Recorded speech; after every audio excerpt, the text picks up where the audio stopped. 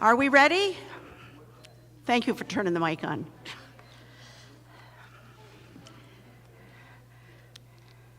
Good evening, everybody. My name is Delpha Very, and I have been asked to be your moderator this evening. This is like a high school dance. Everybody's in the back, nobody will come down front, so feel free to move anytime that you like. A little bit about me.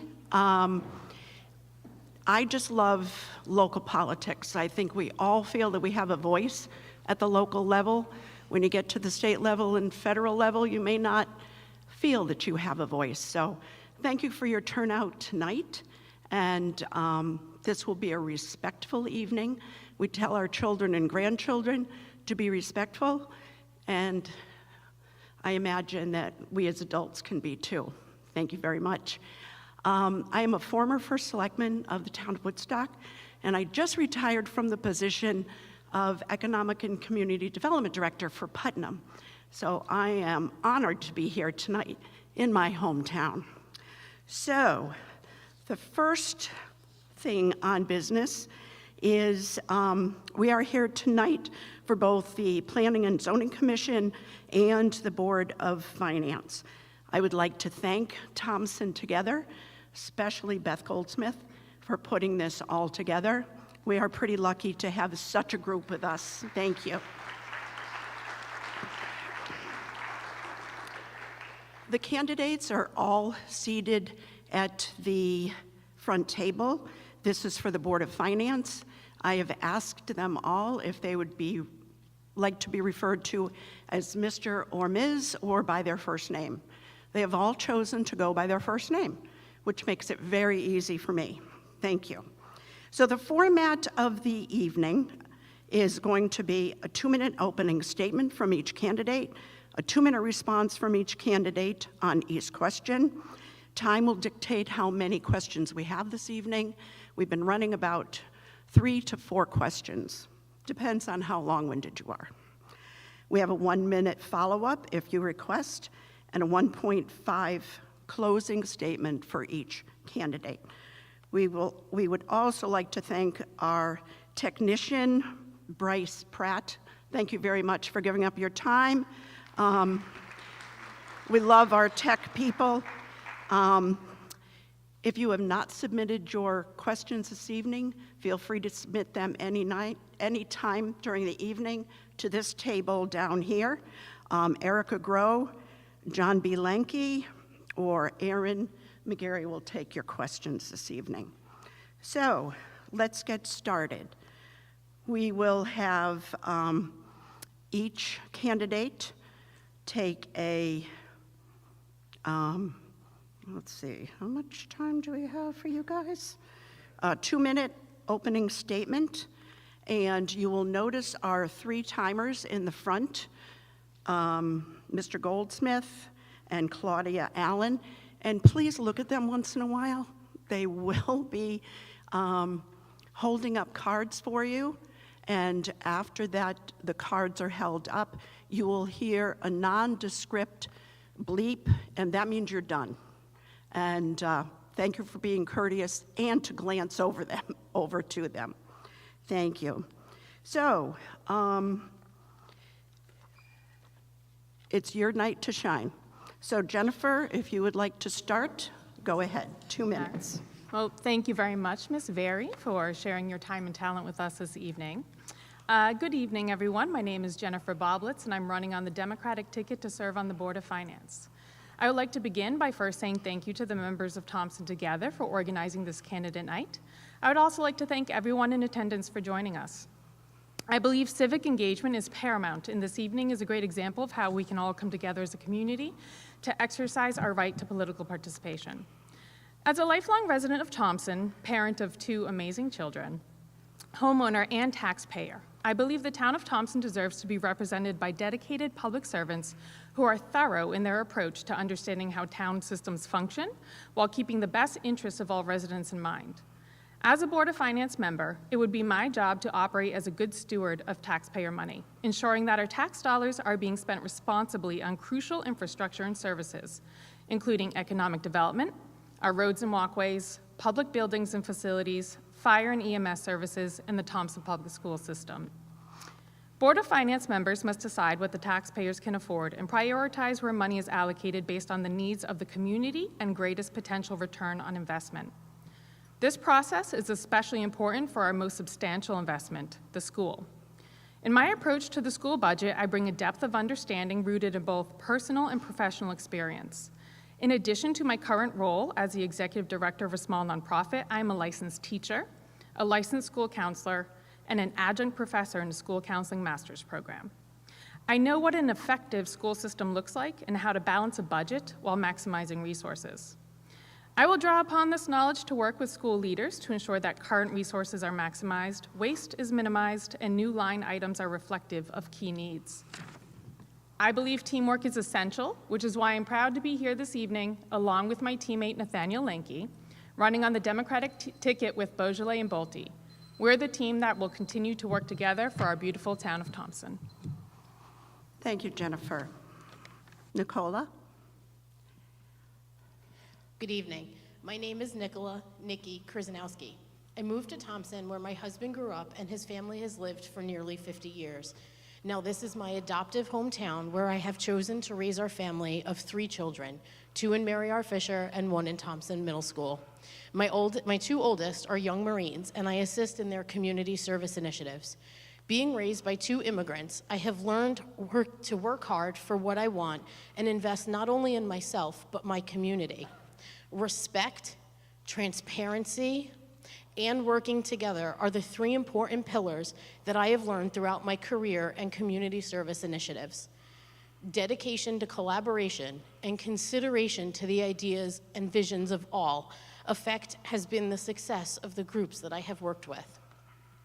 If elected to the Board of Finance, I will instill these basic philosophies by asking the right questions, controlling overspend, allocating resources, and holding everyone fiscally responsible for creating meaningful budgets. If you're wondering what makes me qualified for this position, here are some highlights. I'm a biomedical engineering degreed individual with a master's in quality system management. I began interning at Pratt in 2000 and have worked my way up to an associate director in operations. I manage a 15-person team and a multi-million-dollar project that ranges from infrastructure as well as new additions to previous and current facility configurations, identifying appropriate capital projects as well as upgrading systems to reflect initiatives and standards. I am the main recruiter within my discipline.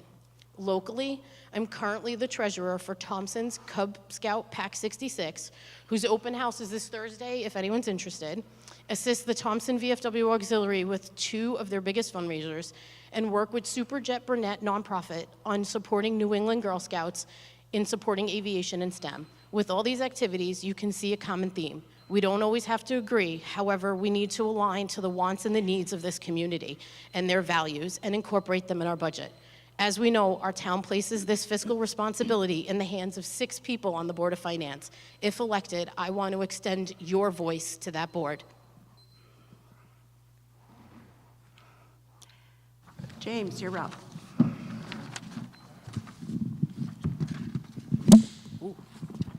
Snapped. All right. Hi, I would like to thank Beth Goldsmith and Thompson Together for sponsoring tonight's event, and would like to thank Ms. Delfa Very for moderating. I am James Clark, running as a write-in candidate for the Board of Finance. I have been a resident of Thompson for over a decade in North Grosvenordale. I was a past member of the Board of Assessment of Appeals. I currently work at a hospital in Worcester as a cardiovascular radiologic technologist and have gone so far in education as being a radiation therapist and worked in the field of radiology for over 14 years. My wife and I are both very active in the community with our business, Outpatient Mobile Solutions, which is located right here in North Grosvenordale, providing outpatient therapy services to the doorstep of those in need, which has been in operation since 2019 and has helped countless individuals, children, and families all over the northeast corner of Connecticut, Worcester County, and many right here in town. I have multiple roles within the business, including information technology, insurance claims submitting, troubleshooting, medical billing, bookkeeping, budgeting, and overall I'm the CFO of the company for all the financial dealings within. With the tools and knowledge that I practice daily, this makes me well-versed in understanding the need and importance of being fiscally responsible in all practical sense. My skills would really benefit the town of Thompson, more importantly, the residents in town. Recently, the last few budget proposals brought much tension to many residents in town, and with the current state of the economy, we must do better, and that can only be done working together in Thompson. Thank you. Wow, yes. Good, fast reading there. David. Good evening, I'm David Ford. I am from Thompson, Connecticut, been here for almost 35 years. I am a small business owner, a licensed contractor, and I'm an asset manager. My job entails working with private investors, banks, and what I do basically is make them a lot of money. That simply put. It's done through financial management. It's taking assets, it's finding ways to maximize the assets and make them money. That's what we're here tonight for. Economy-wise right now, we're in a really odd situation. And as James put it, we really need to do better. Better doesn't mean that what's been done has been horrible. It just means we always need to keep improving, finding new ways to save money for the town, ways to take the money that's there and use it in wiser areas. Needs and wants are two different things. And if elected to it, I will go to the spot to pull and find out where the needs are and put the money where it is necessary. We're not going to be able to fund everything that we want to do, but it's more important that we take care of the needs to take Thompson to a level to where people can be proud to say, I live here in Thompson. I am running with James and the write-in candidates, and we would appreciate your vote. Thank you, David. Nate, you're up next. Good evening, everyone, and thank you for your time. I just wanted to stand up really quick. I just wanted to show you that I'm sporting red and black, which is actually the true colors of the Turtle Lot Tigers. I'm a graduate of this high school and a resident born and raised in the town of Thompson. I went to Nichols College, where I studied and graduated in business and financial services. I'm an arbitration specialist for a large insurance company, which I do a lot of, deal with a lot of financial services in regards to finding and collecting on claims. We also deal with a lot of legalities between towns and other corporations, which is why understanding a budget, looking at the financial dynamics and the legal jargon comes very easy to me to interpret things when we need to create a firm budget for the town. With that being said, all of these attributes of mine make me an ideal candidate for the Board of Finance on the Democratic slate. I'm very passionate for this position because I am very curious about things that are going on in town, but I also want to make sure that there are strong resources for our school system, for the budget for the school, the fire department, the EMS services, even down to just beautification for the town, along with the veteran memorials and our cemeteries. All that is Thompson unified. I agree with a lot of my colleagues up here that the economy is not great, and we have to do a lot of things and probably tighten our belt, but it doesn't also mean that we can't restrict certain things that need to be taken care of. The town budget needs to be firm and stable. I want it to be so any unforeseen circumstances that may come up and arise, we'll be able to take care of it. My generation now is the backbone of this town. We're going to be the taxpayers. We're going to be the people in charge. We're going to be the people having to deal with burdens that get on our back. I want to make sure that I can help in that way. A lot of people complain about things, they'll mumble and grumble, but I want to be the town's voice. I want to be here for the individuals, to take care of the future, to make sure we have a healthy municipality so that we can stay stronger together. Thank you. Thank you very much, Nate. Brian. Thank you. Good evening. I want to start by again thanking Thompson Together for hosting these opportunities for the candidates. I believe, if I'm not mistaken, I believe I may have participated in one of the very first candidate nights years ago. I feel a little old, quite frankly. Over the past 25 years, I've also had the privilege of serving on several different boards in the town of Thompson. I was first appointed to the Water Pollution Control Authority and then elected to the Zoning Board of Appeals. I was also elected to the Board of Selectmen and then elected one term as first selectman. The Board of Finance was the most recent board to which I was elected. Currently, I am employed at the town of Putnam as a superintendent of their water and sewer departments. I manage two budgets that derive money from which the taxpayers must pay, the ratepayers, excuse me. Each year, I develop a budget based on historical data and projected requests from each department. I use all this information to develop fiscally responsible budget for those ratepayers. I believe that serving on the Board of Finance is similar to overseeing my two departments at work. Thompson's Board of Finance must set a budget based on the money that comes from the taxpayers. My philosophy that I plan to bring to the Board of Finance is very simple. The budget brought before us must be fiscally sound while meeting the expectations of our diverse community. Predictions regarding income and expenses must be accurate as possible. We all know there is only so much money to go around in our town. We need to keep in mind that the needs of our employees, of our schools, and of our infrastructure must all be addressed. I will do my best to weigh everybody's needs in my deliberations regarding our budget. No one wants their taxes to go up. I certainly don't want that either. If an increase of some kind is necessary to address the needs of our community, I will do the best to ensure that the budget sent to our citizens is a budget that we can live with and work within. Thank you. Thank you, Brian. The next item on our agenda will be the questions. I will be reading it out loud, and Ms. Goldsmith will be typing it on the screen that you have in front of you so the candidates can see it as well as the audience.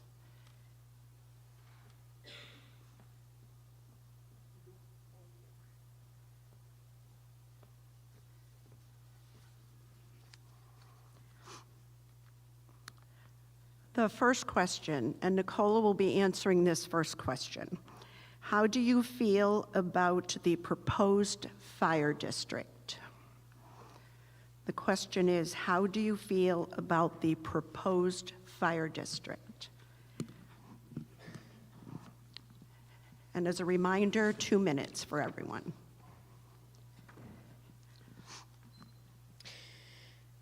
I first want to talk about the fact that I think that all of those that are out there that put their lives on the lines for others should be admired and thanked for everything that they do. And whether that fire district is done by grant or moved into from a tax perspective, it shouldn't minimize what they have the abilities to do and what we should thank them for every day.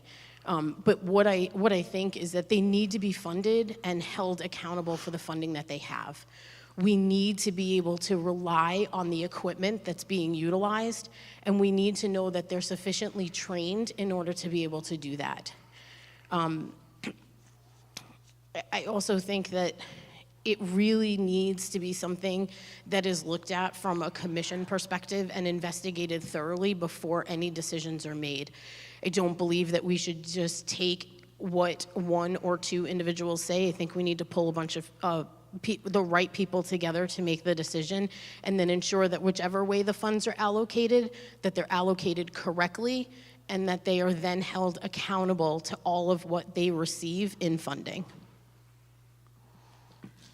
Thank you. James, same question. So going about this in the way from listening from the last candidate night, I have to say I know that there was 2 different options on the table that it seemed that were tailored or talked about in the type of model to use for the proposed budgets and whatnot to be used.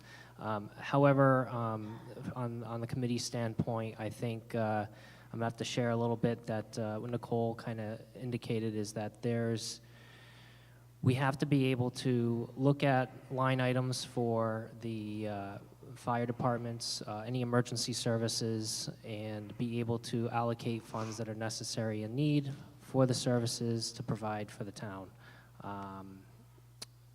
I would say that I am an emergency worker myself, but in a different perspective, it's in a hospital setting, not like in a town setting. So I kind of understand that they are your front lines of need when there's an emergency in town, and they should have proper needs met as well. That goes for equipment, and equipment that's outdated, it needs to be addressed in order for them to do their jobs properly and safely. I guess it would have to be up for the committee, if on the committee, to look at what is proposed and what's pretty much put in front of us to see what we have to work with. And unfortunately, I can't give a direct answer of how I feel about the proposed fire district, because when basically we have to work with what we are given, and that is going to be provided to the committee from the Board of Selectmen and the town. Thank you, James. David? So this has been a very touchy subject in our town, which is kind of sad in a lot of ways. Not that long ago, I actually had a fire where my stove, something that was on the stove that didn't belong there, caught fire. And within a matter of 15 minutes, there was 3 firemen there. That's a thankless job. People don't get credit for what they do in it. But the worst part of it is they are underfunded. That's not even a question. Their materials they're using, the equipment they use is outdated. So they volunteer, they come into your house, and their equipment, they have to fight harder to take and make their job happen. Thankless in a lot of ways. I've heard the different models they've talked about, and the reality of it is we can't take and duplicate something 100% from another town. The other town is not Thompson. We need to take and set a plan up, whether it's going out and actually chasing after the grants that they need to make it happen, to make it possible for them to make sure that they have updated equipment. They have to also be up to code and make sure that they can do their job effectively. It's been hard because the town technically doesn't own the fire departments, but the reality is they're here for us when we need them, and that is very important. So I think we need to actually spend some time going through their budget that comes to us and say, hey, this is what they need, and we need to pull our resources together and find other avenues to make sure they get the funding they need so they can be effective in our town. Because when you call, you want to make sure they show up. Thank you. Thank you, David. Nate? Thank you very much. It's actually a really good question. I know it's a hot topic in this town. I am not currently on the Board of Finance, so I am not too fluent in a lot of the scenarios that go into the budgetary system for them. But after speaking to people and looking around, I do like it so far. I do like the idea of it. I think that having a one larger budget, that the resources are available for us will work. I agree with some of our colleagues. They're under-financed. They need more resources. They need better products. Being able to push that as much as possible, I'm for that. I remember being a kid, Mom, I want to be a fireman when I grow up, or wanting to be a first responder saving lives. And we all remember the COVID still. These people were coming into our homes, going into the unknown, not knowing, risking their own lives at times. So making sure that they're taken care of as much as possible is a top priority for me. And giving them as much as possible is definitely going to be one of my passions that I want to help out. These people are also the backbone of our town. We need them. Like something happens, they have to be there, they have to be available, and they have to have the necessary products available to take care of us in doing so. Thank you very much. Thank you. Brian? First off, I don't think anyone has ever questioned the dedication of our volunteer firefighters here in Thompson. It's also understood that these volunteers need the appropriate equipment to do their job safely and successfully. I'm aware that the funding of the 5 fire departments has been a controversial subject over several years, even far back as when I was first selectman in 1999. First, let me say, I'm in favor of some type of alternative funding for the fire departments. A few different options have been named, like we've talked about here, a Woodstock plan and a tax district. There may be even other options we could explore. I understand that our fire companies cannot continue to raise money by chicken barbecues to fund their departments. I believe a commission is needed to be formed to investigate what would best serve both the taxpayers and the fire departments. I believe it should consist of not only fire personnel and municipal representatives, but also citizens not connected to the various fire departments. This would give us a balanced view of what's best would serve all the parties involved. We would also need clarification regarding various types of liabilities over forming a district of some kind as we move forward. And finally, I think it's important. I believe we need to be open and honest about the accounting from each fire department. regarding all their resources of revenue as well as their existing account balances. Thank you. Thank you, Brian. At this time, you all have an opportunity for... Oh, I'm Please? sorry. Oh, my goodness. First screw up of the night. Expect more. Yep, Yes. understood, it happens. All right, thank you very much for this opportunity to answer this question. I think first and foremost, we can all agree that the brave individuals who serve us through the fire departments all deserve our respect, our gratitude, and they most certainly deserve to be adequately funded so that we can ease the burden of fundraising, which will allow them to do their job more effectively. I believe the current system, which puts the onus of determining those budgetary items on the Selectmen and Board of Finance, is not working. I believe that was evident this past year when all departments were flat funded, resulting in significant inequity among the departments that did not meet their needs.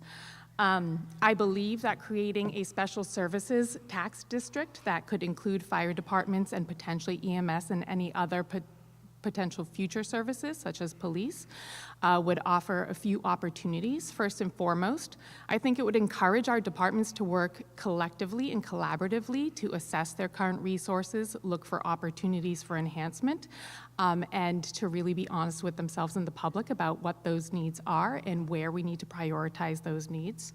I think it would allow us to keep the leadership among those departments accountable for that process.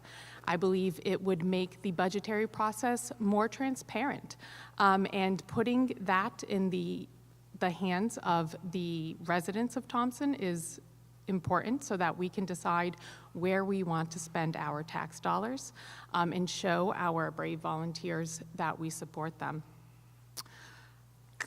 We not only need to play catch-up after years of neglect, we need to look for opportunities to enhance our services, and this is what the special tax district will allow us to do. Thank you. Thank you, Jennifer, and again, my apologies.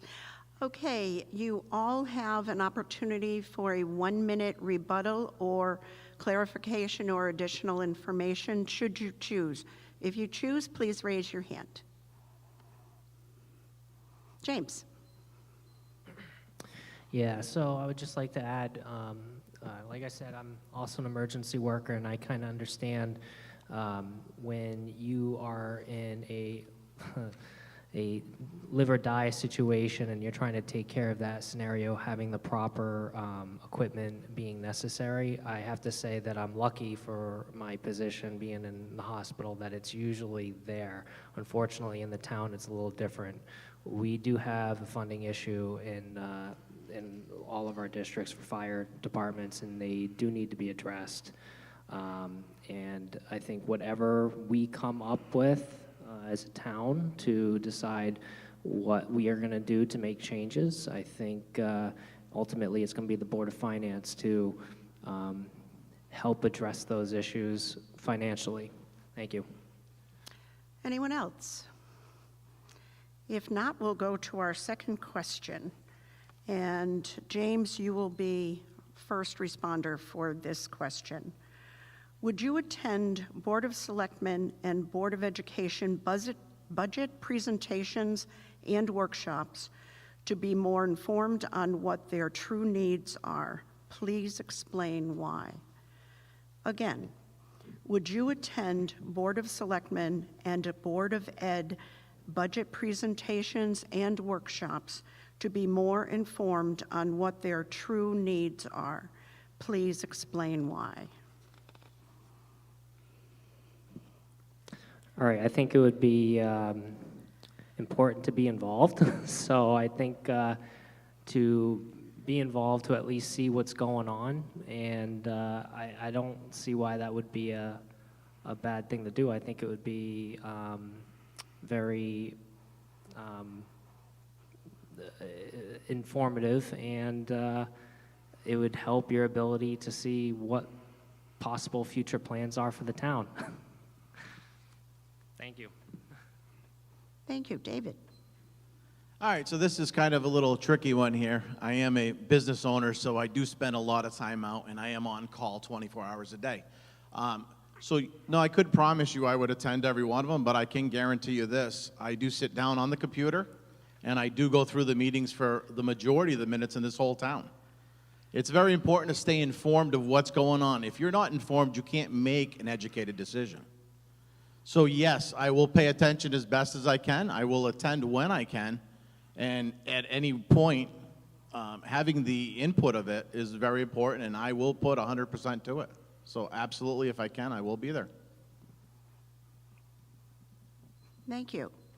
Nathaniel? Thank you very much for the question. I actually think it's an excellent one as well.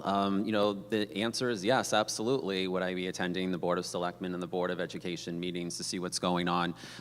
We're all, as these boards, an intricate spider web connected into each other with knowledge and information and connecting the budgets and what we need to discuss.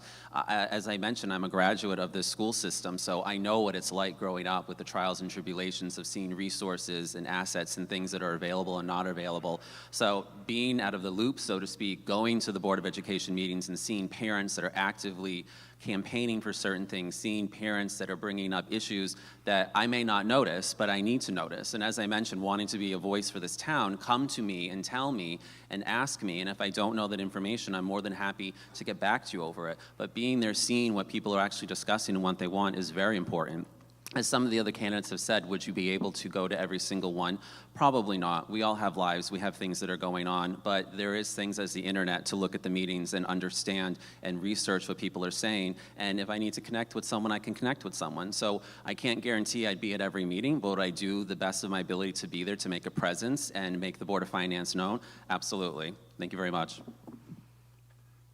Thank you. Brian? I think years ago, and I've been out of the loop a little bit, I don't know if they still do it, but we did have a time where the Board of Finance, Board of Education, and the Board of Selectmen got together and had discussions pre-budget time as they were getting ready with their early budgets. And I thought that was very informative, that we had an idea of where they were going. Would I attend? Absolutely, I would attend. Again, as it's said across the tables for, can't make every single one. You know, we all have obligations, but I think the more that we're involved in the process, the better we are at making the decisions. I think it's a two-way street, too, that the Board of Education and the Board of Selectmen need to be upfront with us as the year goes on. What do they foresee may be a problem, instead of when we get to the budget season and all of a sudden we have a major shortfall and we don't have the revenues to do this. If we see something coming up, you know, in like education does, they're already working on their budgets in November, December. You know, I think that's a thing that needs to be done too, to have open communication between all three boards. So yes, you know, I will attend Board of Education meetings as I did when I was a first selectman, and Board of Selectmen meetings. I think the more that we know, it's going to give me a better perspective on how I'm going to allocate monies when it comes time to the budget. Thank you. Jennifer? All right, thank you very much for the question. Yeah, absolutely. As I mentioned in my opening statement, I really believe that any good public servant is very thorough in their approach to their job. So when serving on the Board of Finance, it is essential that you understand the details of the educational and town budgets. Therefore, I absolutely plan on availing myself of all the resources available. That will include, at times when I am able, being present in meetings, zooming in on meetings, reviewing the meeting minutes, but also something I've absolutely learned in my line of work, whether it's nonprofit or education, I plan on cultivating and maximizing relationships with other board members and leadership across our institutions. I think it's really important to maintain that open line of communication year-round, to discuss those budgetary needs and the potential pitfalls well ahead of time, to make sure I'm asking pointed questions, that I'm clarifying the information as I understand it, and that I'm going into the Board of Finance meetings feeling well-informed and able to make those necessary decisions. So yes, I will attend the meetings I can attend, but I will also do my best to maintain those relationships with other board members and leaders in the community. Thank you. Thank you, Jennifer. Nicola? So the past couple of years, I've actually spent going to a lot of the board meetings and going through the budget workshops, and that's what actually led me to be here tonight and running for the Board of Finance. I would definitely attend them, but I would also put a challenge out there to all of the organizations in how we communicate our budgets. What are the line items and how descriptive are they, right? It is the Board of Finance. We are responsible for the budgets and where some of the cuts may be recommended, but at the end of the day, the organizations own their budgets. A quarterly meeting between the Board of Selectmen, the Board of Finance, and the Board of Ed to really understand a strategic plan and a 5-year lookout and no surprises for the community is where I believe we need to head. We need to better align. There's so much silos and individuality going on that we can't collaborate enough to ensure that where we spend our money is the right place. It is great to have one area have what they need, but if the other areas are suffering, we can't collectively continue to move forward. You need to have everybody rowing at the same speed and in the same direction. You lose one paddle, it doesn't matter how great the other two are. So sometimes the allocations may need to be greater in one location than in another, but that is what we need all the boards to be doing, and we need to get that information, whether it's through those meetings or having quarterly meetings. Budgets are not a season. They're a daily activity. They're things we need to be recognizing how we make our spends on a consistent and timely basis. Thank you. Thank you, Nicola. Again, you have an opportunity for 1 minute as a rebuttal or additional comments. Does anyone wish to speak up? Okay. All right, we are on to question 3, and David, you will be the first responder to this. How would you balance the need for essential services with the pressure to keep taxes affordable for residents? Again, how would you balance the need for essential services with the pressure to keep taxes affordable for residents? And David, you're up.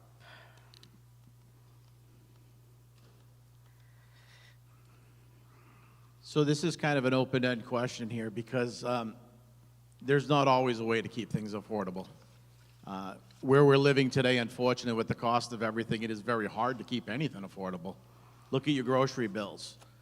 But the reality is there are essential services that we have to take care of. There are mandates that are in place, and if you don't accomplish them, there are consequences that do come across it. So how would we balance it? Well, we would have to start first focusing on what the actual needs are. Once you know the needs, you're able to take and put it in priority to where you need to be at that section. So once we actually know the needs, we're able at that point to prioritize them, put what needs to be up at the top, and what we don't have the possibility to do has to move down. But the focus would be to make sure that, number one, we stay compliant.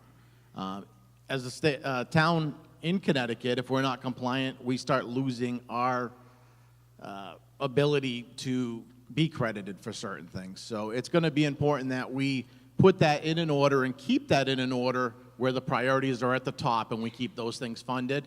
And then as we go along, by taking and moving money in other areas that may not be so necessary, we can take care of more of the priorities to make sure we're always where we need to be. Thank you. Nate.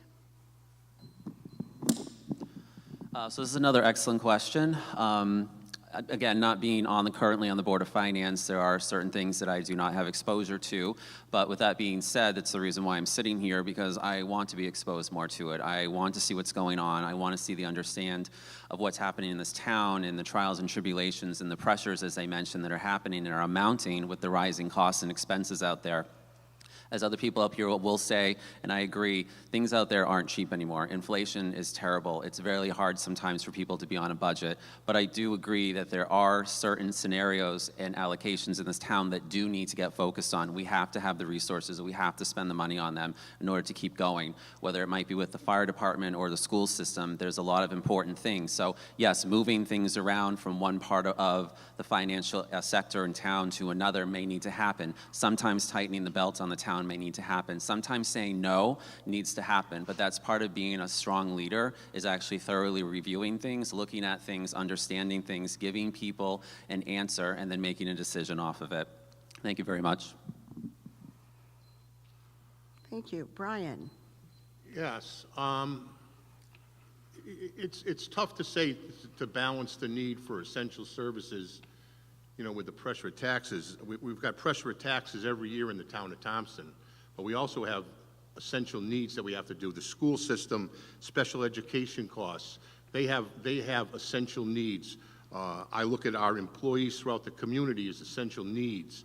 I listened last week to the need to bring in businesses to raise taxes, and I think until we can get that going and our tax base grow, as was just stated, you know, we're going to have to make some hard decisions and cut where the priority is higher for, if it's whether for the school system and the town, or there's going to be a time, quite honestly, where the town is going to need more than maybe the school will be for the year. So it's going to be a tough sitting on a board of finance to say what's going to be the essential. Going back to what I said originally, that's where I think the open communication, like we talked about in the last question, the three entities are going to have to sit together, and we're going to have to come to a common ground of what we feel is essential. Board of Education, maybe they have to give a little, maybe the town has to, and maybe the Board of Finance has to look at some alternatives. I think the open communication is really what's going to make the taxes affordable, and we're going to be able to cover the cost of the essential services. There's going to have to be open communication between everybody in order to get through the next few years before we're able to bring in some type of revenue streams to offset the taxes, where we'll be able to fund as much as we want. Thank you. Thanks, Brian. Jennifer? Thank you very much. Of course, our essential services are an absolute necessity. They're not a luxury. And those who serve our town day to day deserve our unwavering support. They deserve to be financially supported so that they can do their job effectively. And yet, at the same time, I understand this can get expensive. State mandates increase year to year. It can leave very little in the budget for additional shovel-ready projects and investments that we might like to make. At the same time, it's important to understand that keeping the tax burden low cannot always be achieved through cutting back on our spending. Sometimes we have to make the tough decision to tighten our belt over here and to stretch a little bit over there. This is why the approach I plan on taking, especially to our largest budgetary items, i.e. the school, is again, a thorough approach where I am asking pointed questions, ensuring that the institutions are maximizing current resources, making sure they are being held accountable and delivering metrics, utilizing what they have most effectively, and looking for areas where they can prioritize certain needs while utilizing other resources differently. If we neglect our essential services year after year and we don't manage to maintain the underlying needs, we risk doing real damage that will cost us dearly later down the road. I think this was obvious with what happened with the school track, where we found out very recently that the years of neglect led to a very expensive repair job that the town is now shouldering. So it is essential that we ensure we are meeting those needs while maximizing opportunities for wise investments that will expand our revenues with a broader tax base and greater business income. Thank you. Thank you, Jennifer. Nicola? I think I'd start by saying if everyone in the room could agree on the definition of essential services, we'd be light years ahead of where we are today. right? Essential services definition changes. It changes every year, and it changes every time you talk to the same individual in town. And I think the piece of the pie can only go so far. But the reason I use the pie as an analogy is because I can cut my pizza into 8 slices and you can cut it into 16, right? And those are different sizes, and every year you may get a different size. You may get a different piece of that pie because our essential needs are what they are. Our roads may be essential today, but not tomorrow. Or they're not essential today, and tomorrow, because we've neglected them, they become essential. It's truly understanding the plan and the Thompson. What does it look like? What do we need, and where do we need to allocate our funds? We need to be equitable amongst all of those in town. We're not all the same. We can't all afford the same. And that has to be a part of the conversation and the decision. Needs and wants is the biggest lesson I try to teach my kids. I'm still struggling with it. I believe I need certain things that I really just want. And that's a hard struggle here. And that's something that's going to take a hard decision and great leadership to get us there, and I believe I can bring that to this board. Percentages change and interest rates change, absolutely, but sometimes they come down and we need to be jumping on those opportunities. We need to maintain looking for grants. We may need to look at who in the community does grants. Do we have others we can have and pull on to help us do this? And I'll still go back, it's not a season. If we have a plan, we should be able to get this done and do it well. James. All right, this is a very good question. All right, so too many times I hear from people in town that their tax increase has drastically occurred in the last 10 years, even though reevaluation of property has played a significant role along with inflation. It is important to consider that the mill rate in town plays a role in proportionate relationship. I find that the most are affected mostly are by the current economic burdens, and the current events are those with fixed incomes. And it's not just the seniors, it's also with fixed incomes, it's also the younger residents. There are younger individuals who also are on fixed incomes as well. And of course, yes, ultimately all are affected. Unfortunately, with our current economy, we are in a state of difficulties of sorting between needs and wants. And I think needs and wants really need to be put into the picture here. Inflation is occurring, and it's always going to be. It's just the rate is variable. We must be able to assess and prioritize the needs first, especially for essential services throughout the town. Thompson is ultimately growing and, yes, developing, which will not change, but yet, being on the Board of Finance, we have to evaluate the speed. It would help. We basically help play a role in the speed at which it develops and how fast the rate of the town changes. It can be either a costly, burdensome change to the residents, and that can also be, that needs to be put into consideration. The current revenue must be utilized also in a responsible manner. And the goal of mine is to make Thompson affordable to current and future generations using sound, responsible decisions with the town residents in mind. Thank you. Thank you. Time for a 1-minute rebuttal or additional comments? Man, you guys are easy. Okay. Beth, do we have time for a 4th question? Okay. We will have a 4th question, and Nate, you will be the first responder to this one. So, what do you see as the most significant financial challenge facing Thompson in the future, and what should the Board of Finance do to address it? Again, I will repeat. What do you see as the most significant financial challenge facing Thompson in the future, and what should the Board of Finance do to address it? Well, that's an excellent question. I really do appreciate it.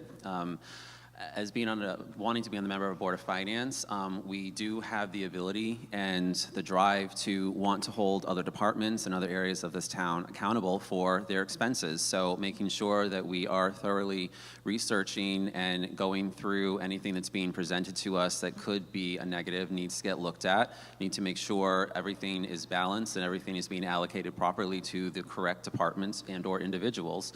I think the significant impact here is, from what I see as a resident, a lot of things aren't getting along. Things aren't meshing.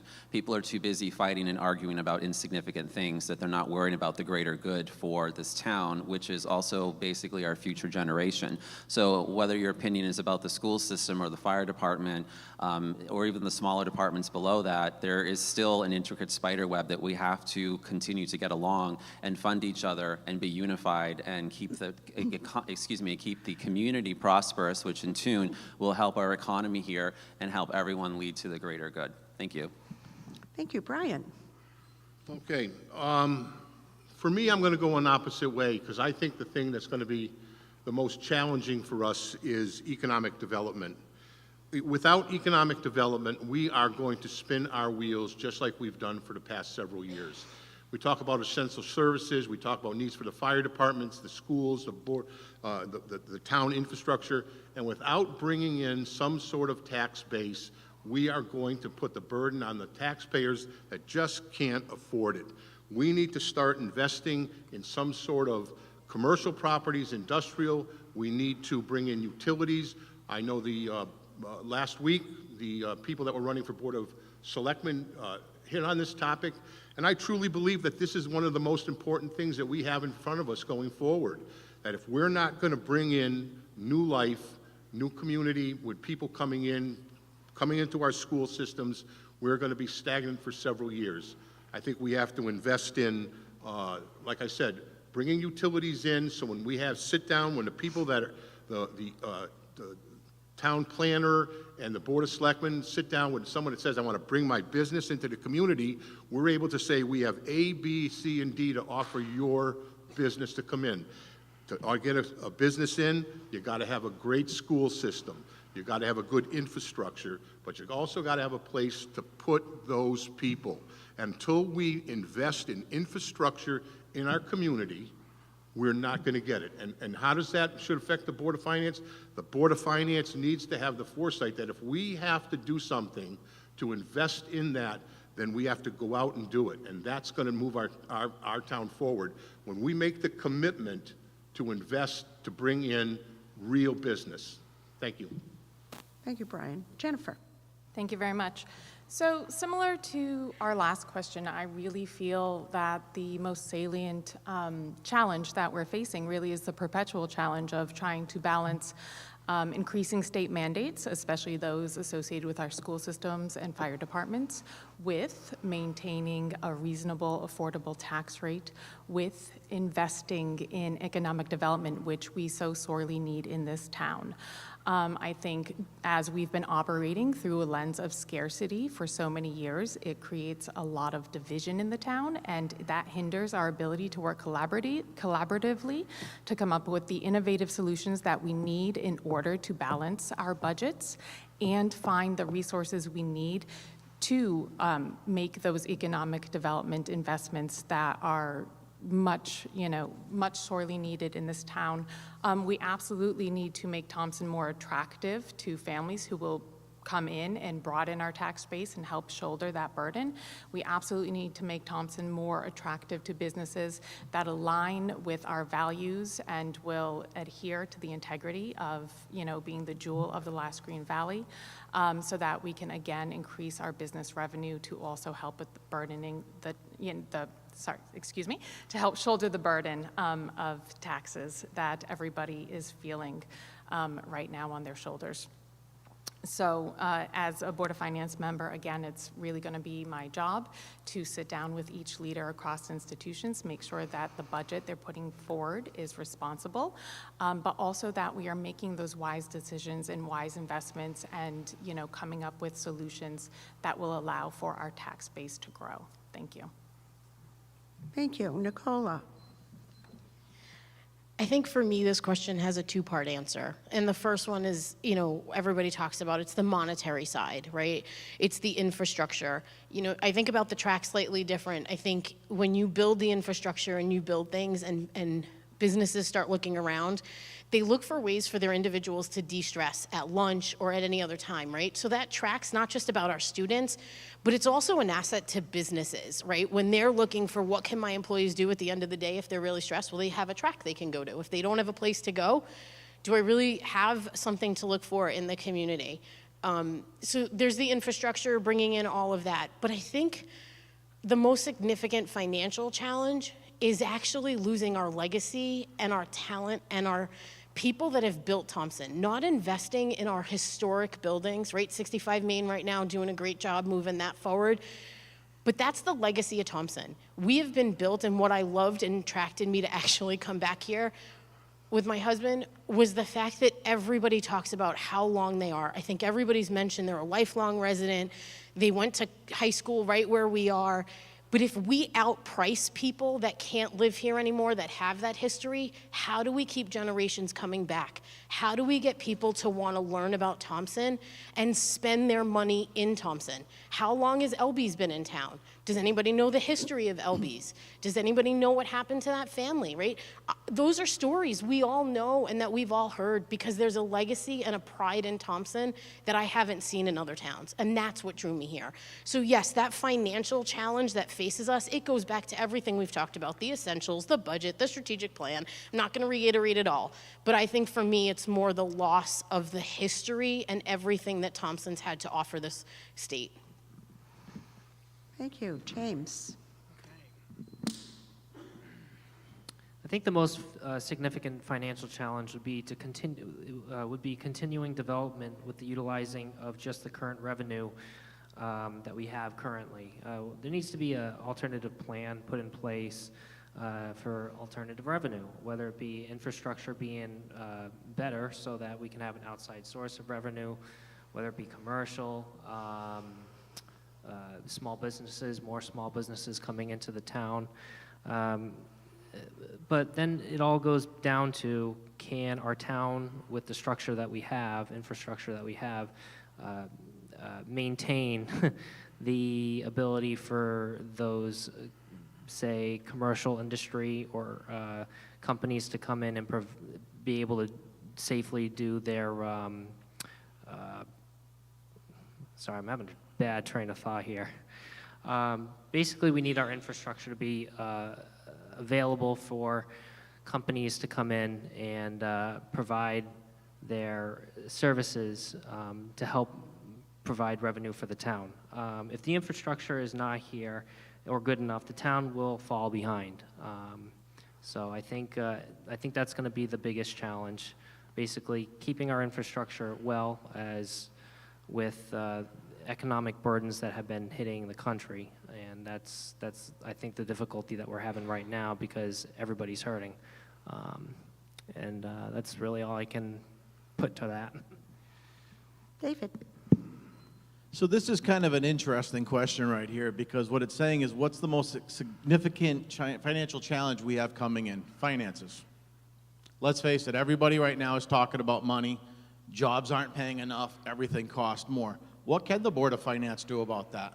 Well, unfortunately, I can't go control the infrastructure. I can't turn around and line up bringing in commercial buildings. That's not the Board of Finance. That's not really what our job is. Our job is to work together, to unify the town, to work with the Board of Selectmen, to work with the Board of Education, and find the needs where they are. We can't turn around and change anything if it's not our role. But it's important for Thompson to bind together and find out how to solve these problems. How do we bring in more money? Do we reach in further into getting grants? Do we find ways that we're not being as efficient as we're supposed to be to face that need that we have? Money is always going to be an issue. I've been in Thompson the majority of my life. I can't tell you very many years that the budget's just gone through. Everybody has a differing opinion to it. But the reality of it is the Board of Finance doesn't control it. But being on the Board of Finance is we're joining a team. We're joining the team of Thompson, in trying to make Thompson better. So it's going to require interaction with all the other departments out there to make this happen. So yeah, I believe money is going to be the continuing thing for Thompson for a long time. But we need to find ways to make it better. We need to find ways to make things more efficient. We need to find ways to save the residents money. Because the reality is we've got a lot of elderly people in Thompson that can't afford a couple more hikes. And then they're going to have to determine where they can go, not where they want to go. And they've been here their whole life. So it's not fair for us to put them in a situation. We just need to do things better. Thank you. Rebuttal, anyone? Additional comments, anyone? Oh, yes, Nicola. I just want to add one thing. I think one of the other pieces on the financial side that I may have neglected to state was just there's really no savings, no sort of buffer for the things that we have financially too, right? And that plan and that strategic look and all of those things, it may give us an avenue to hold some if it doesn't get spent this year, right? So that we have some of that ability long term and we have something that we can use if an emergency occurs that we can go to. So I just wanted to add that. Thank you. Thank you. Time? Nope. Okay, now we will start with our closing statements. And Brian, if you're ready, we're going to start with you. Sure. Okay, I would like to again thank Thompson Together for hosting the Candidates Night. I believe it's important for the citizens of Thompson to have the opportunity to listen to the candidates and speak out on issues that may affect all of us in the coming years. As I stated in my opening remarks, I will do my best to send a budget to the community that addresses all of our needs of all our citizens.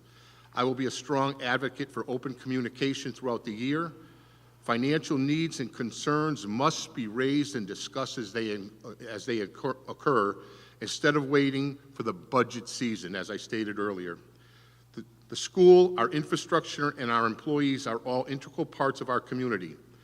I listened to the candidates last week, and I heard that we need to attract businesses to the town of Thompson to help ease the tax burden for all of us.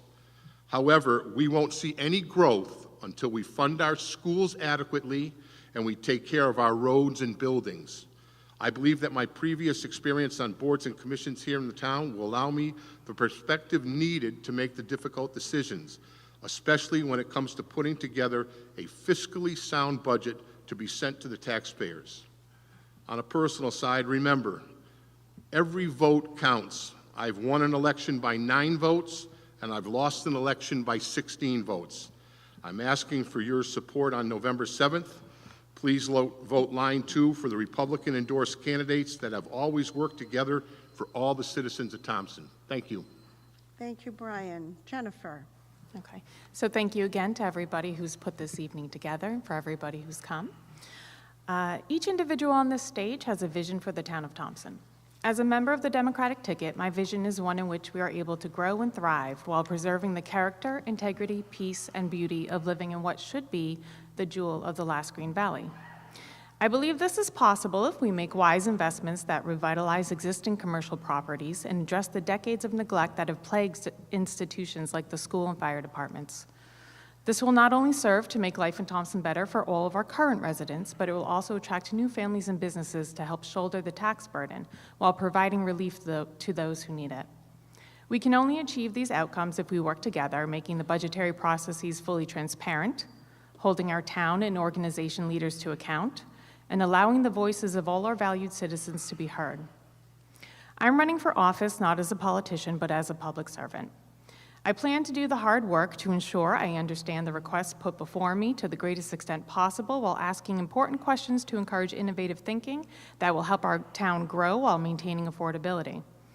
I'm ready to serve and tackle the problems of today, and I believe the Democratic ticket is the perfect mix of new and experienced candidates designed to achieve optimal outcomes. This is why I'm proud to be running alongside Beaujolais and Bolte on the Democratic ticket, because we're the team that will work together for this beautiful town of Thompson. Thank you. Thank you, Jennifer. Nicola. Thank you to all those that have put tonight together to allow the town the ability to learn about each and every candidate. My respect for Thompson started before I was even a resident, evident in being awarded Thompson Citizen of the Year during community night at the Thompson VFW prior to officially moving here. I have seen the advancements that have been made, and I'm excited about the ones to come. Yes, they have a price tag, and we need to ensure that we are funding the appropriate projects. But we also need to have the responsibility and proper budgeting. We need the town to understand and focus on the long-term strategic plan that allows allocations to be done where it makes sense each year, which may not always be in the same areas. Actively pursuing grants to help offset cost has and will continue to be an asset to this community. We need accountability to the spend within the line items. Budgets are not just a season. They should be focused on every day, every month, every quarter. Being fiscally responsible, along with alignment of each area needs in the town, will help us bring the best budget forward and level the spending where needed. Over time, this will help accomplish the goals of our town. We need to be equitable when we are asking and spending each and every taxpayer's money. Please vote for line 2 for the Republican-endorsed candidates that have worked together for all of the citizens in Thompson. Thank you. Thank you. James? All right, I want to thank again the moderator, Thompson Together, putting this on, and so the Board of Finance has an important role of assessing budget proposals and evaluating needs versus wants within the town. Most importantly, the Board of Finance must understand how the decisions made will affect the people residing within the town financially. During an economic hardship, spending should be tailored in a fashion to address needs of the people and in a manner that the burden felt from an ever-raising increase of inflation is reduced. Obviously, the rate of inflation varies on an ever-changing basis, but still it will always be there. In closing, Thompson is ultimately growing and developing. This will not change, but the speed and spending rate plays a very important role on whether it is successful change or a costly, burdensome change to the residents, which should always be put into consideration. Revenue must be used in a responsible manner with the current state of the economy, and we must do better, and that can only be done working together in Thompson. I look forward to working with the residents and the Board of Finance for the next session. Please vote for the write-in candidates slate this November. Thank you all, and thank you, Thompson Together, for putting this event on. Thank you. David? First of all, I want to thank everybody for coming out. This is our town. Everybody that has showed up here today has showed up because obviously they care about our town. We all could have found something else to do. But let's focus on the big issues we have in our town. It's always going to be money. The budgets are always going to be tight one way or another, and it's important for the Board of Finance to know we have to put money in certain areas. Last month, the inflation rate went up 3.7%. It's not going anywhere. The two biggest contributors of that is housing. The second one is fuel. Right now, our president has asked Saudi Arabia to produce more fuel for us. Right now, we're looking at a crisis, a shortage of fuel. That affects everything. When you go into the store and you see things on the shelf, that came from fuel. That truck that delivered it. They don't drop them with airplanes. So we have to focus on the fact that we're coming to a crunch time where people are going to have to determine, am I going to heat my house or am I going to put food on my table? So it's important for the Board of Finance as members to see the budget, know what needs to be done, but also take into consideration that we have wants, we have needs. We focus on the needs, not as much on the wants when we can't afford it. But when there's a surplus, we go to the actual wants and we're able to do stuff. Thank you, everybody, for coming out. Thank you, David. Nathaniel?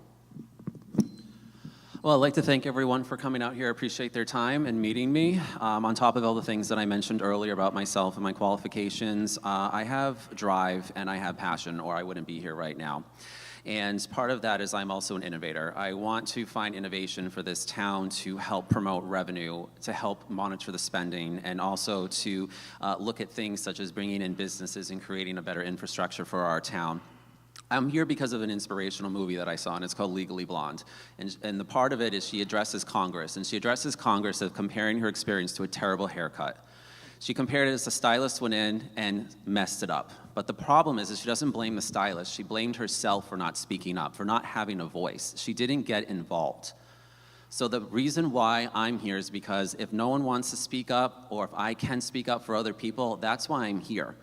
The reason why with the haircut, like I said, is it wasn't that person's fault. It was her for not saying something.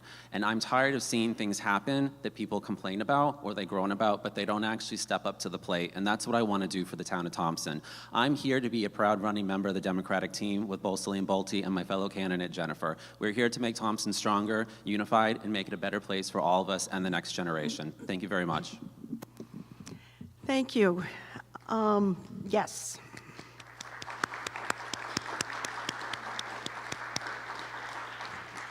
I just want to send a short note. I thank all the candidates and the audience for being extremely respectful this evening. We have 20 days to make up our mind.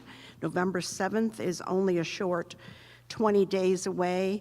I am truly blown away by the talent that is brought to the table and the skill set that we're bringing to the table.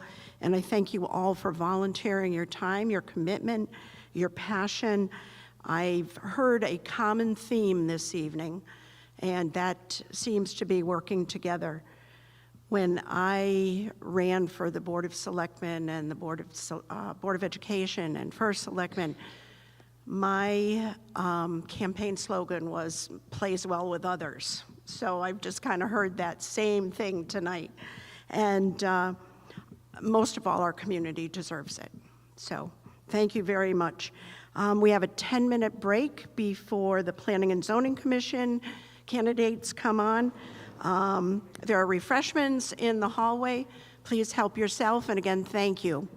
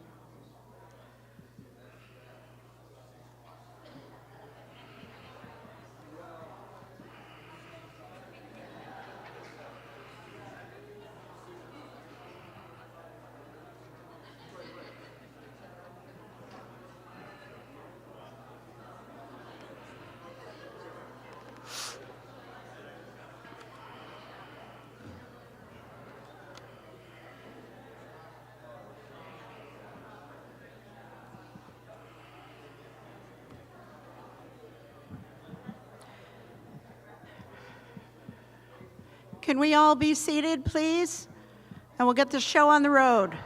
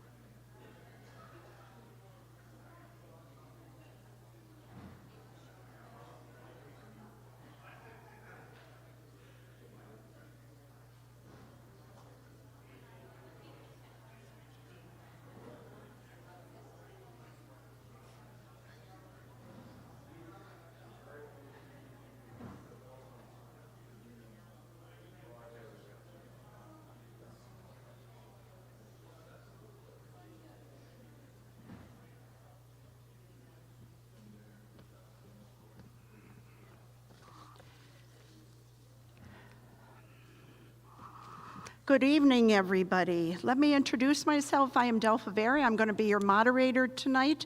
I see a lot of familiar faces from our first group from the Board of Finance, so I'm going to repeat the rules, and we'll be moving this along. First of all and foremost, thanking Thompson Together this evening for putting this together. How lucky of a community are we to have Thompson Together? So thank you very much. Beth Goldsmith, you know, the guiding light for nights like this, and she teaches me everything I need to know.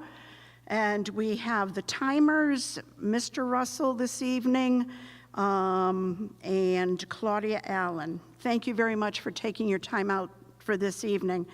And the most important guy probably in the room is our technician, Bryce Platt. Thank you, thank you, thank you. I just talk and everybody hears me. And if everybody has submitted questions this evening for the panel for our Planning and Zoning Commission, our three folks up here accepting the questions are Erica Groh, John B. Lanke, and Tara Pengizik is sitting in for the middle seat this evening. Thank you all for sticking around tonight. We couldn't run this show without volunteers for everybody to hear the issues of the evening. So, did I say my name yet? Okay, anyway, I'm Delpha Very. I've been asked to moderate for this evening. Thank you very much. I will make one or two bloopers, so we'll get through that as much as we can. We do ask repeatedly that both the audience and our candidates be respectful of each other. We expect that of our children, and we do as adults too. So the format of the evening, the candidates are sitting at the table in alphabetical order by their last names, but we have, thank you, but we have agreed this evening to go by first names, and the format for the evening will be a 2-minute opening statement from each candidate. Then we will go into a 2-minute response from each candidate on each question, and we will try to get through probably at least 4 questions this evening. We'll see how time holds out on that.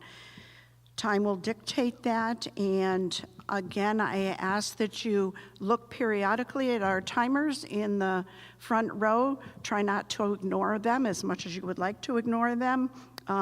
Yes, I know. And after that, we will have a 1-minute follow-up that you can add any comments that you have thought of that you would like to add, and that will be for 1 minute. And then you will have your 1.5-minute closing statement from each candidate.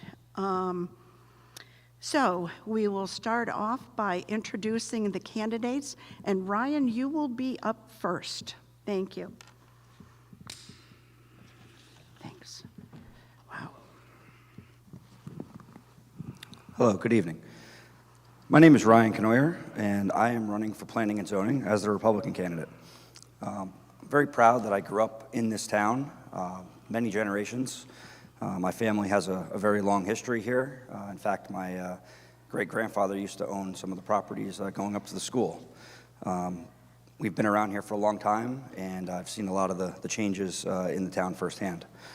One of the things that's really important to me is farmland preservation, and that's a topic that's very near and dear to my heart. In terms of public service, I do serve on the Agricultural Commission, probably the only one that doesn't own a farm on that commission. And I'm also on MISRAC. In terms of background and why I feel my qualifications are a bit unique, I have worked on Wall Street for 15 years.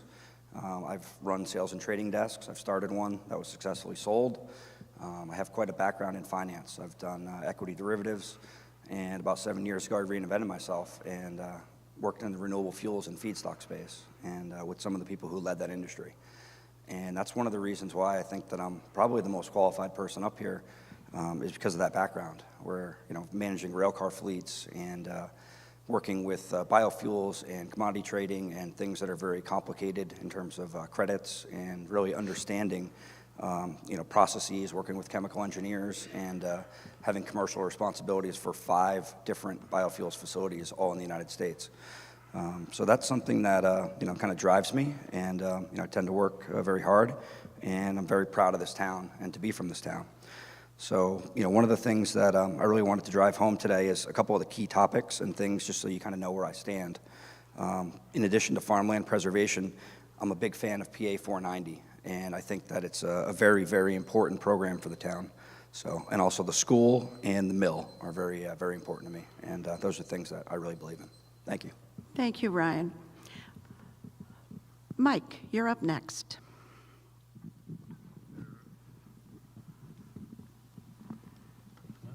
Hello? Yep.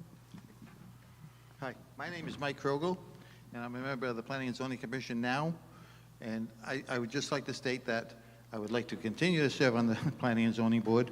My belief is that there are many issues, and there's not one single answer to it. It's not a one-size-fits-all solution. And I would just like to put my input into any ideas or philosophies that may be thrown at the board or proposition to the board, and so that we can all work together and come to a reasonable, visible solution. Thank you. Thank you, Mike. David.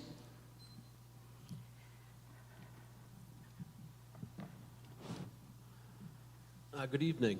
For those of you who do not know me, my name is Dave Poplowski. I'm currently serving as a Planning and Zoning Commissioner and am seeking re-election. Thank you to Thompson together, the facilitators, Ms. Berry, and my fellow candidates here this evening. My wife Karen and I have lived in Thompson for the past 30 years. We have 3 children who have graduated and currently attend Thompson Public Schools. My professional background for the past 25 years has been in telecommunications construction. Over the course of my career, I've worked with municipalities across New England in the permitting and construction of aerial and underground infrastructure. This direct experience in project planning and permitting gives me a strong foundation which is critical for serving as a commissioner. I have seen and understand the difference between good and bad municipal regulations, and I understand how they help communities meet their needs. It has been my pleasure to serve on the Planning and Zoning Commission for the past 4 years. I take great pride in the work that I have done, and I've been done my best to be fair and open-minded, always looking out for the good of the Thompson residents. I was an active member of the subcommittees that developed the updates for both the planning and subdivision regulations. My colleagues on the commission showed their confidence in me when they elected me to the office of Secretary for the Commission. I look forward to continuing my service to the residents of Thompson for another term as Planning and Zoning Commissioner. Thank you. Thanks, David. Russell?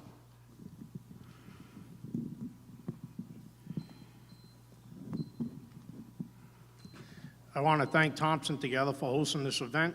My name's Russell Robin. I'm a resident of Thompson for 8 years. I'm running for the seat on the Planning and Zoning Board and seeking your vote tonight. I have sizable knowledge and experience with planning and zoning and its laws.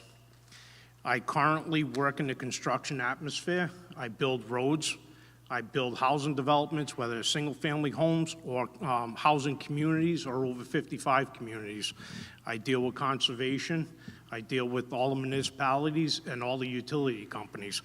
And I'm looking forward to bringing what I know to the P&Z Commission and helping the town officials and business leaders and our citizens coming together to enrich the town of Thompson. Thank you. Thank you, Russell. I would like to point out, too, that you have literature on the back table, and it does state that Jason St. Ange is running as an alternate. Jason, unfortunately, was not able to make it this evening due to a work commitment. So we wish Jason well in his candidacy. Thank you. So we are ready for our first question, and that first question is going to go to Mike. And I will read it twice, and at the same time, for the audience and for the candidates, you will see it on the screen. So our first question, what is your understanding of the role of the P&Z Commission? Again, what is your understanding of the role of the P&Z Commission?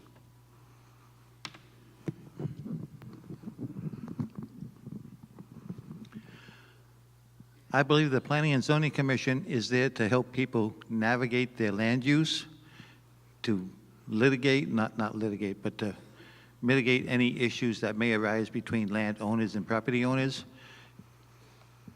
Everyone's land is their own.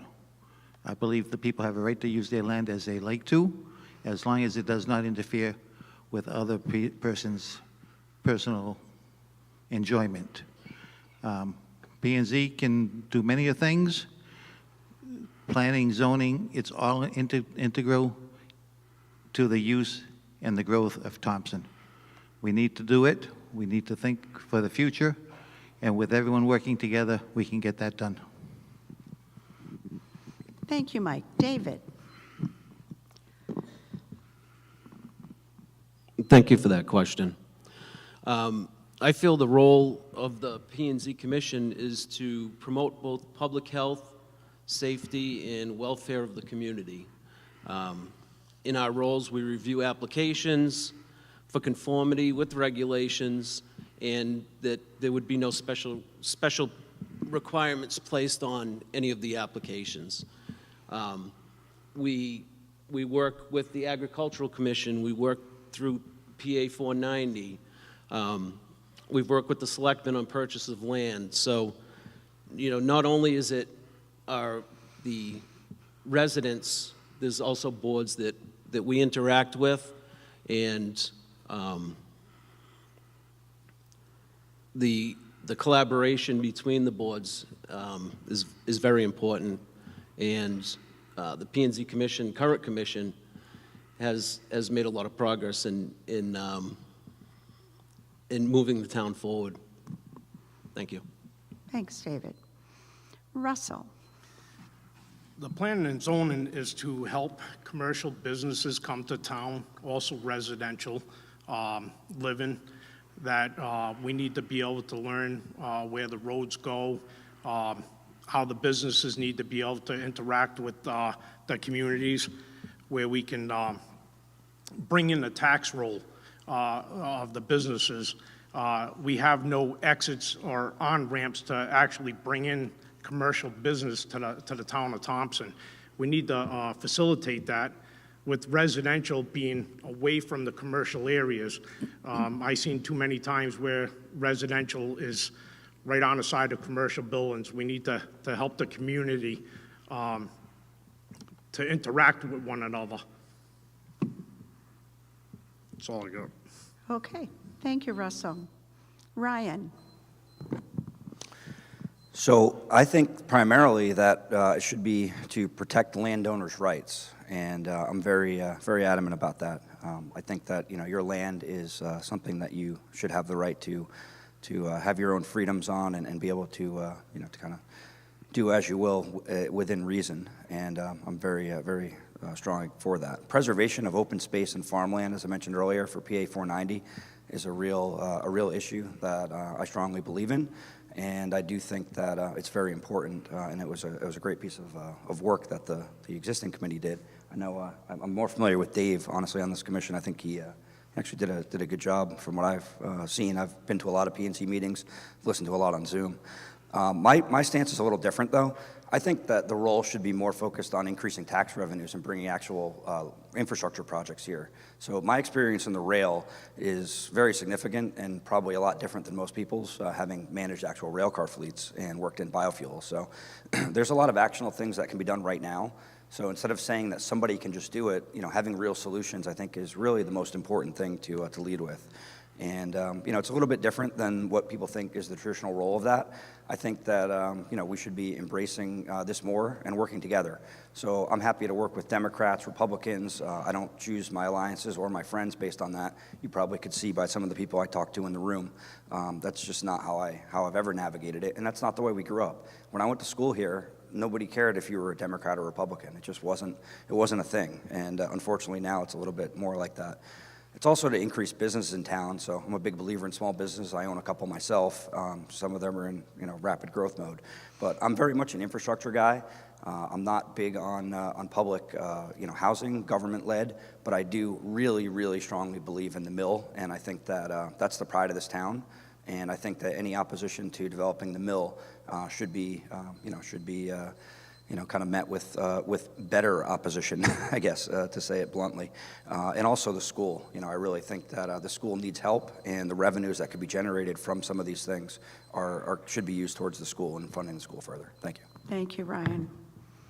Okay, at this point, you all have an opportunity for a rebuttal or to add any additional comments that you would like. We're going to do this after each question for the evening. So if you're interested in utilizing this 1 minute, just raise your hands. If not, we will go on to the second question. Dave.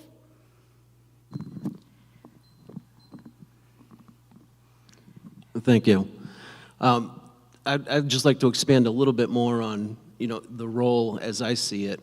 As an example, just recently we had a topic come up at one of the meetings regarding fences and property lines and placing fences at property lines. And, it came before a subcommittee, and it was spoken about that we would put in the regulations, we would mention it as a recommendation within the regulations. And I wholeheartedly thought that, the regulations, and I spoke very sternly on this at the meeting, that, the regulations are the regulations. They're not recommendations, and, the property line, property rights are with those individuals, and it's not for the P&Z to be involved in property line disputes or fence disputes. Thank you. Thank you, David. Anyone else? Yes, Ryan. I'm not sure if it's a rebuttal or just a point that I wanted to stress, but I have heard both last week as well as today a lot of focus on infrastructure and trucking, which is great because Thompson is a natural logistics hub for all the places around. It's a wonderful place to have trucking logistics, and I think it should be absolutely utilized, and talk about the highways. But if you're really going to make this work from an industrial standpoint, which I firmly believe we should do because that's the history of this town, and again, family in the mill for many generations and being here, it's really the heart and the pride of this town. So if you can't bring the rail back in a big way, and if you only have 1 or 2 people using the rail, then the town really can't thrive. You can't build real infrastructure in the modern day without the rail. So this town, has a lot of history there. We had the famous train wreck back in the day. That certainly diverted some of the flows that we currently experience to this day. But from initial conversations that I've had with some of the railroad owners, it's actually something that should be a focus, and that's where my experience probably stands out. Thank you. Thank you. Anyone else? Okay, we will go on to question 2. In the year 2020, the P&Z updated its zoning regulations. Please discuss your view of the resulting changes. In 2020, the P&Z updated its zoning regulations. Please discuss your view of the resulting changes. And that's going to go to David.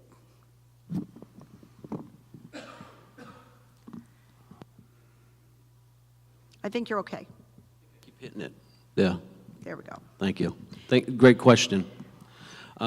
So I happened to be a member of the board with the updated regulations, and there was countless hours in subcommittees that we reviewed and went over all of the different topics within those regulations. And, as it sits now, the current regulations articulate more rights for the Thompson residents than they ever have before.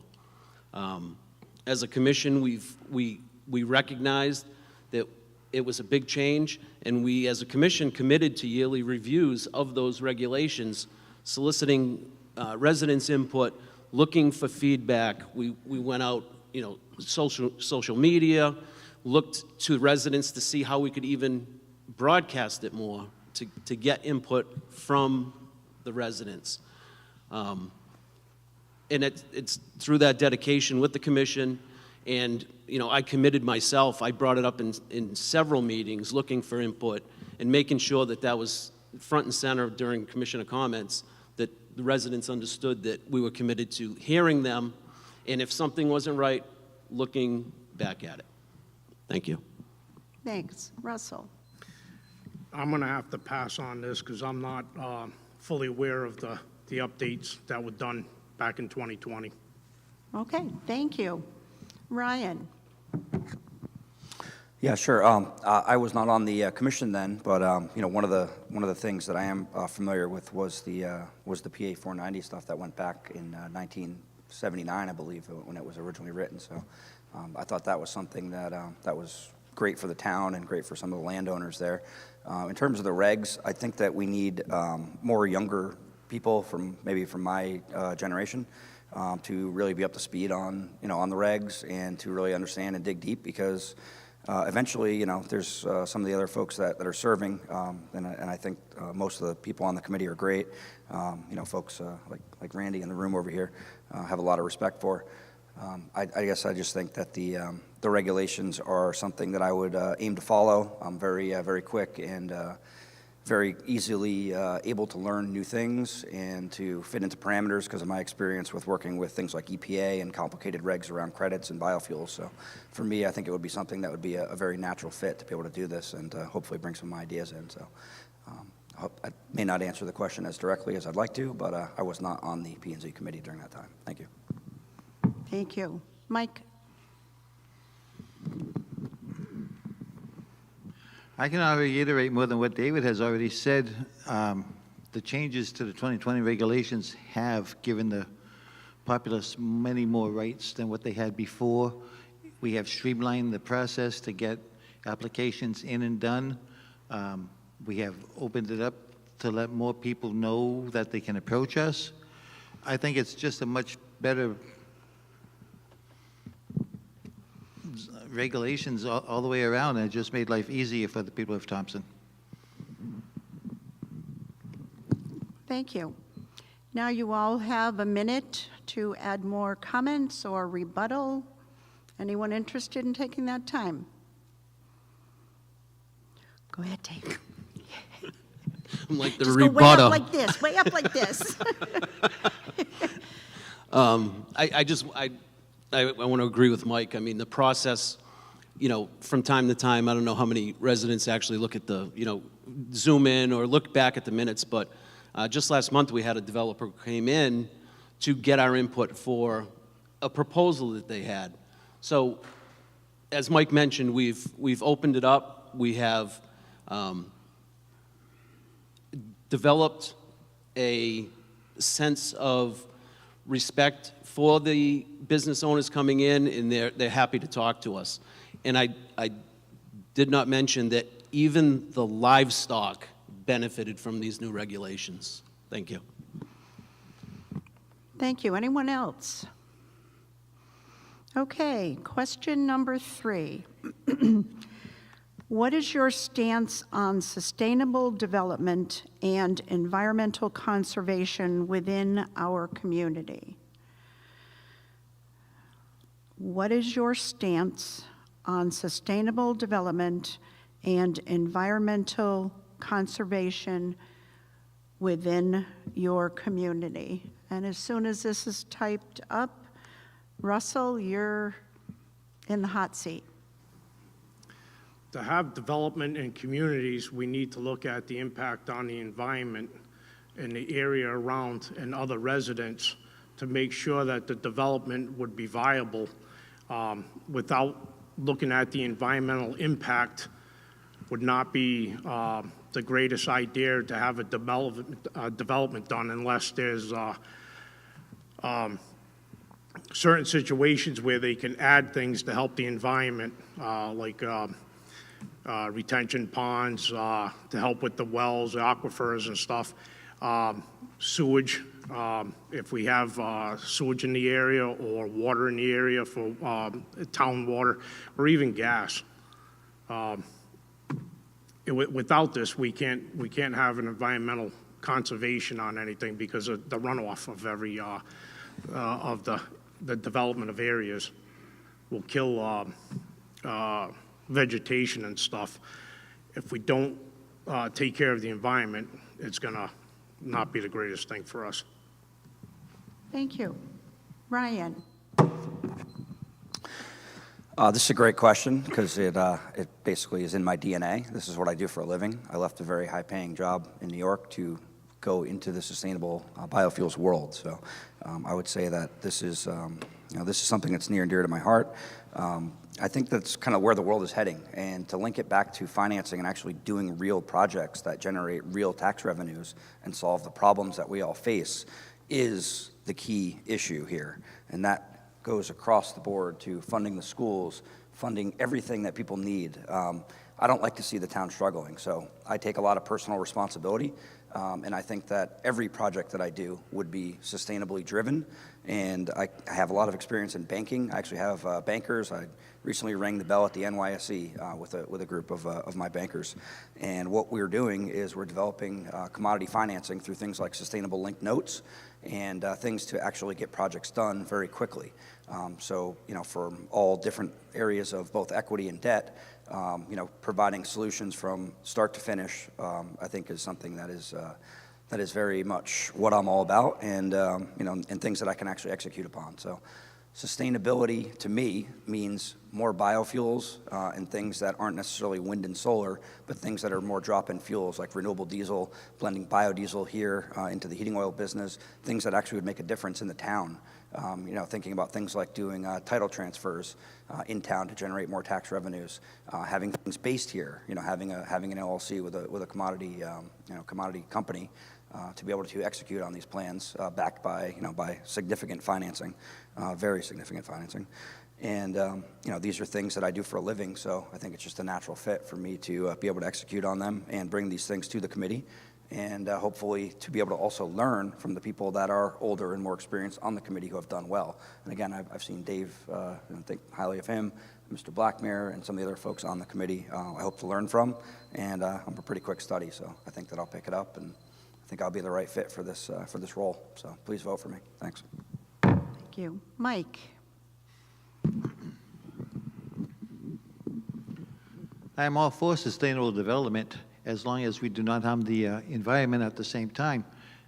We need to look at the consequences to everything we do. I'm sure out there. There are many things that can be done to help the environment without harming anything. Sustainable, I'm for solar, I'm for water power, anything that will help us. But it needs to be done looking out into the future to make sure that we're not harming anything along the way.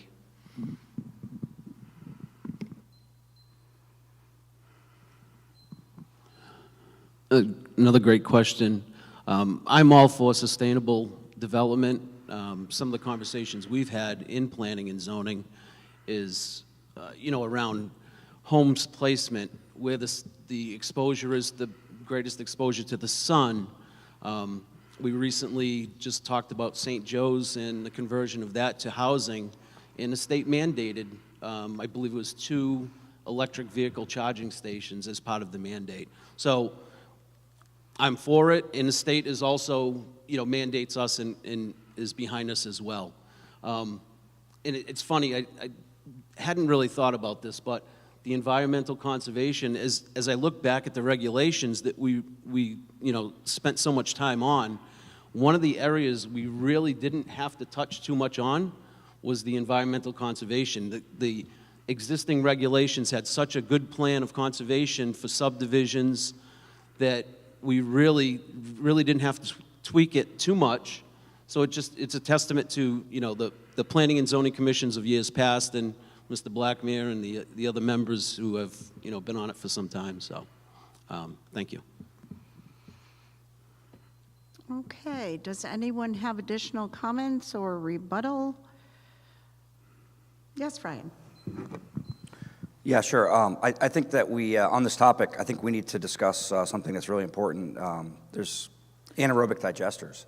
So we should be really proud in Thompson that we have the first project in the state of Connecticut, and the people who did that project are now developing projects all over New England. So I think that's a real source of pride for the town. And, it's obviously at Fort Hill Farms, so anyone that doesn't know that. And now what I'm seeing out in the world, because I have a very unique view into this, is that the highest return projects are actually in the RNG space and the anaerobic digesters. And that's why private equity guys are running to this sector, because it's much higher returns than things like large-scale solar projects. So in order to protect the environment, I think that we need less large-scale solar projects, and I would put wind in that too, just because the people who win in those are usually the solar companies and not the landowners. So I think that providing, over the next 10 or 20 years, I see a lot of these properties coming up for sale. So I don't want to see, houses all over this town. I actually, in big developments with named communities, I'd rather see more creative projects that are more sustainable focused and looking out for the animals and the farmland and things that kind of matter more than just more houses, because that doesn't generate any revenues for the town. Thank you. Anyone else? Additions? David. Thank you. I wanted to comment also, just as Ryan did, about, Fort Hill Farms, and Kai's was here before. I don't know if she's still here, but she, we benefit from having her as a planning and zoning commissioner as well. And she's, she brings a lot to the table, and very happy to see the success that whole system has brought to her and to the town, and we should embrace that. Thank you. Okay, thank you for that addition. All set? We'll go on to question number 4. Just an interruption. Are we going to be able to do a question 5, Beth? Okay, perfect. Okay, question number 4. And Ryan, you will be the first speaker on this. One of the roles of the P&Z is to respond to complaints regarding violations. How would you approach the impartial application of the regs, especially on heated topics? Sure. Well, let me just repeat it so we can get it on the screen. Thank you. One of the roles of the P&Z is to respond to complaints such as violations. How would you approach the impartial application of the regs, especially on heated topics? Thank you. That's a great question. One of the things that I that I've done my whole life is dealt with conflicts. Working on trading desks, conflicts can arise almost by the minute, and being able to resolve things very quickly is something that I have a lot of experience in with situations that demand immediate responses. So I'm very available to people. Like I said, I'm not a political person per se. I'm agnostic if you're a Democrat or a Republican. I am a proud Republican, and my beliefs, personal beliefs, are that way.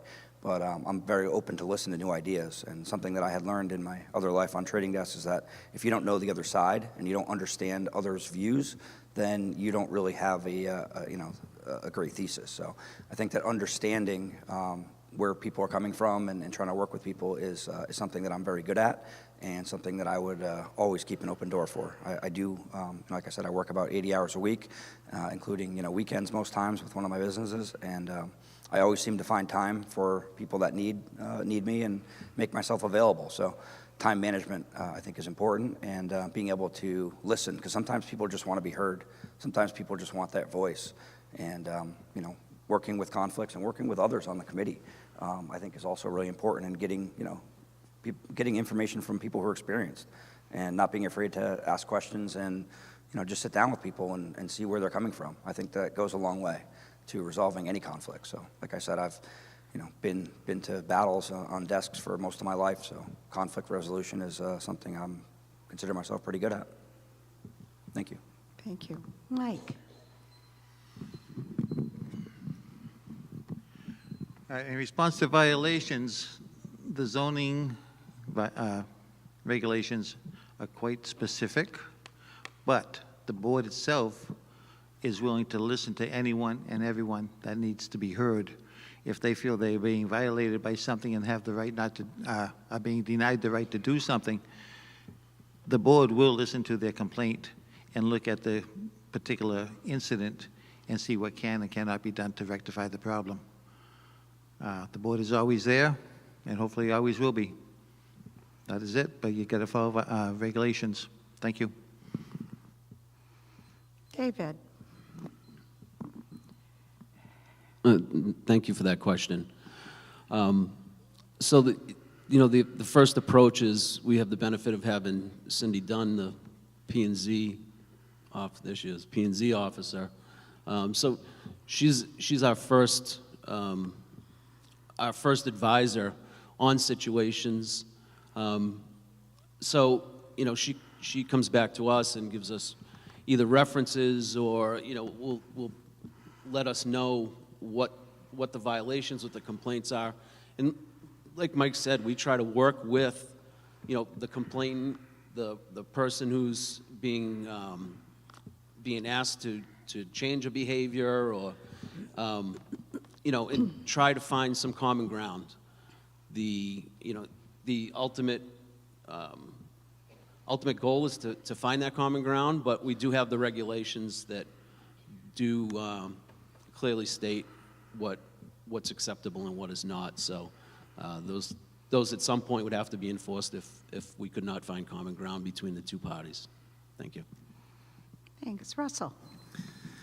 As being a developer on housing and commercial properties and stuff on the other side of the table of the P&Z, I come across where I've had complaints or violations where they've come out to the job sites and had engineers or the planning board or somebody coming out, and they would ask the specific questions of what's going on, this is our complaint or the violation, and then I would look up my plans and see what my order of conditions are and address the situation if there is a violation. If there's not a violation, work with the town to see what we can do to correct that issue with the neighboring neighbors of whatever's violation that they're complaining about. It's in the best interest of the town and the developer to work together to have a good rapport with all the neighbors besides the town. Thank you. To this question, does anyone have additional information or rebuttal?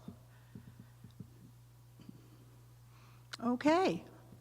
It's time for closing statements. You each have a 1.5 minute time clock for your closing statement, And we are going to start with Mike on that. Thank you. First of all, I would like to thank Thompson Together for having us here tonight. It's a great opportunity to meet people and to express our ideas and thoughts. At the same time, I'd also like to thank all board members, whatever committee they serve on. Thompson's a wonderful town. I don't remember how many years I've been here, but it's a great place to be. I'm going to bet 40 years at least. As long as the people work together, it's going to be a great place to live. I don't really have too much more to say, except we all have to work together. We all have ideas, and we can all come to a solution. Having served 8 years on the board, I would like to serve another 6.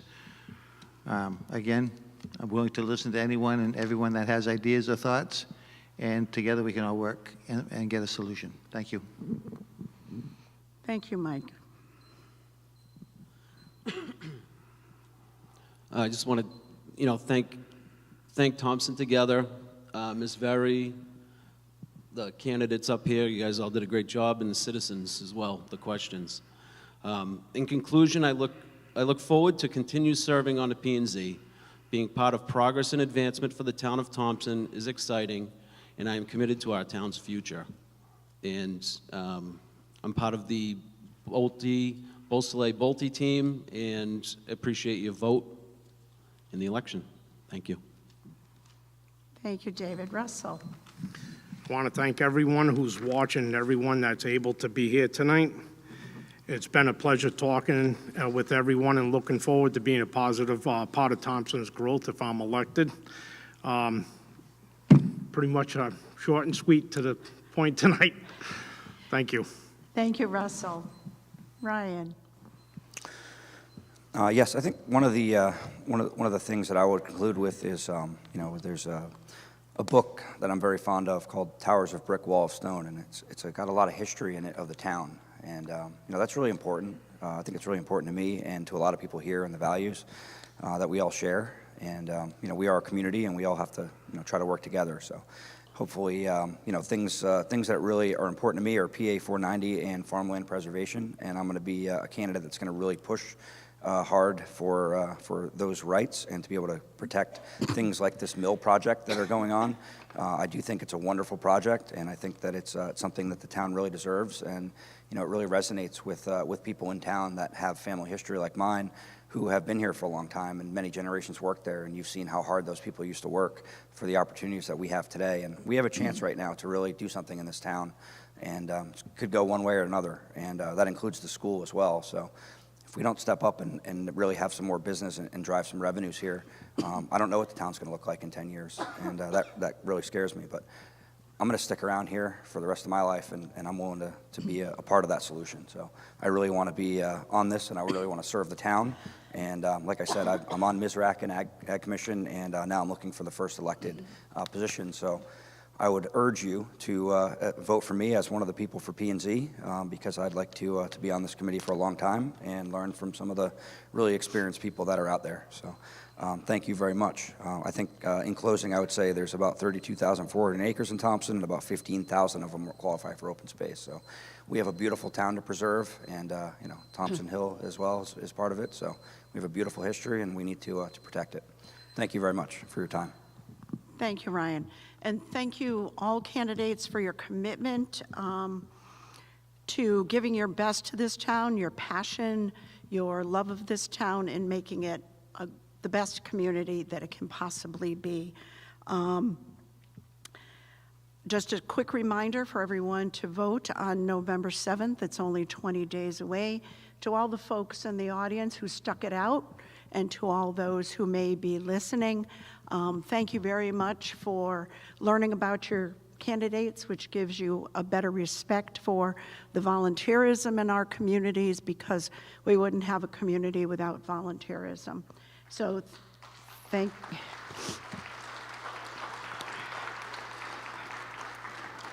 you again, and to Thompson Together, where would we be? This is a great candidates night. Not many communities have it, especially in northeastern Connecticut. So thank you again for the experience. Take care, all.